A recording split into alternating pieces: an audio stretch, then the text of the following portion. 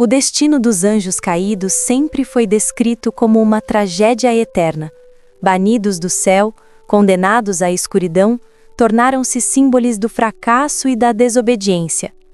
Mas será que toda história de queda é, de fato, uma história sem volta?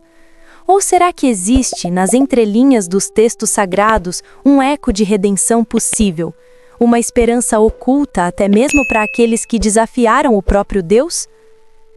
Segundo antigas tradições espirituais, nenhum ser criado pela luz pode ser totalmente separado dela. Mesmo na mais profunda escuridão, ainda resta uma centelha do que foi.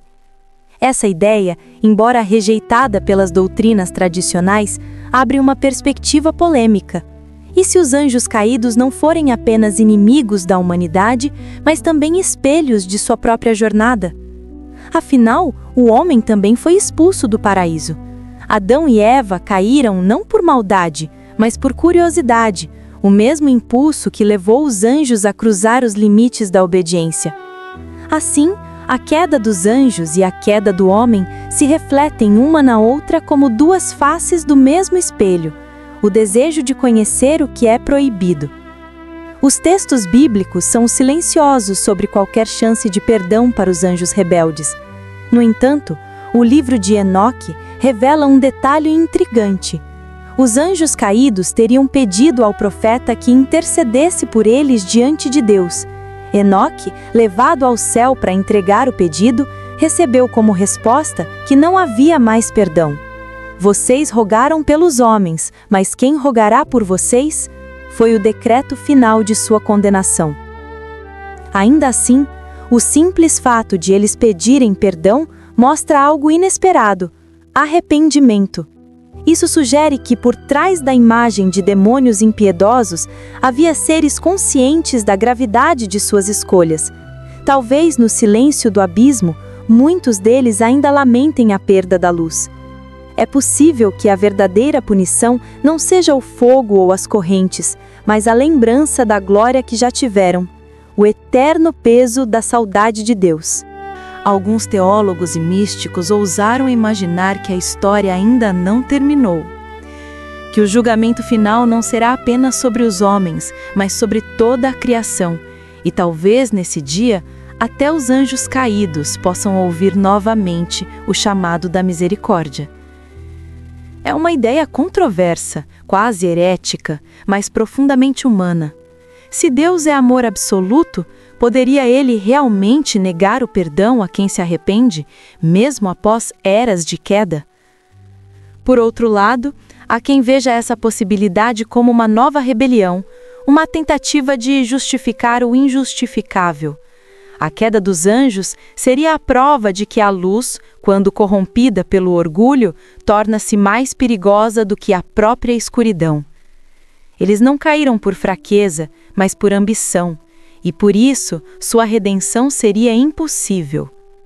É a fronteira final entre o divino e o humano, a linha que separa o desejo de ser como Deus e o dever de permanecer criatura. No entanto, a polêmica maior talvez não esteja no destino dos anjos, mas na lição que eles deixaram. Sua história nos faz questionar o significado de perfeição. Se até os seres de luz puderam se perder, então a perfeição absoluta pode ser apenas uma ilusão. O universo parece ser construído sobre o contraste, luz e trevas, ordem e caos, obediência e rebeldia. E é desse equilíbrio tenso que nasce a consciência, a capacidade de escolher entre o bem e o mal. Os anjos caídos, em última análise, representam o risco da liberdade. Mostram que o livre-arbítrio, sem humildade, transforma o dom em maldição. Eles quiseram criar sua própria luz e acabaram engolidos pelas trevas. Mas, paradoxalmente, foi essa mesma busca que fez deles símbolos eternos da vontade de conhecer. Por isso, mesmo caídos, continuam fascinando o homem. São a lembrança de que o céu não é um prêmio, mas um estado de ser, e que a verdadeira queda começa quando o orgulho apaga a gratidão. Ao longo da história, muitos pensadores enxergaram nessa narrativa uma metáfora espiritual. Para eles, cada pessoa carrega dentro de si um pequeno anjo caído, uma parte que se rebela, que deseja mais do que pode compreender. A luta entre luz e sombra não acontece apenas nas alturas, mas dentro do coração humano. E talvez seja aí que o drama cósmico realmente se desenrola. Quando o homem escolhe o bem, uma centelha da antiga luz é restaurada. Quando escolhe o mal, a sombra cresce. Assim, a redenção dos anjos caídos pode estar de algum modo ligada à redenção da humanidade, porque se fomos influenciados por eles, também podemos ser os instrumentos de sua restauração, não pela força, mas pela consciência, pela escolha de seguir a luz que eles perderam. O mistério da luz perdida é então o mistério da própria alma. A luz que um dia brilhou nos céus ainda pulsa, fraca, dentro do coração humano. E talvez seja esse o grande segredo. Deus não destruiu os anjos caídos porque, de certa forma, eles nunca deixaram de existir dentro de nós. A queda deles nos lembra que toda criatura tem o poder de se afastar da luz e o poder de tentar reencontrá-la.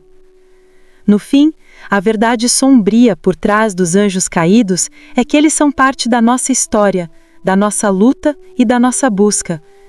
São a advertência e o espelho, o erro e o ensino. Através deles, aprendemos que o conhecimento sem humildade leva à ruína e que o orgulho pode transformar até a luz em sombra. Mas também aprendemos que até na sombra há uma lembrança da luz. E talvez seja por isso que a humanidade nunca deixou de falar deles, porque no fundo, a queda dos anjos é também a história da queda e da esperança do homem. E enquanto houver alguém disposto a buscar a verdade, mesmo entre as ruínas do céu, a luz perdida jamais estará completamente apagada.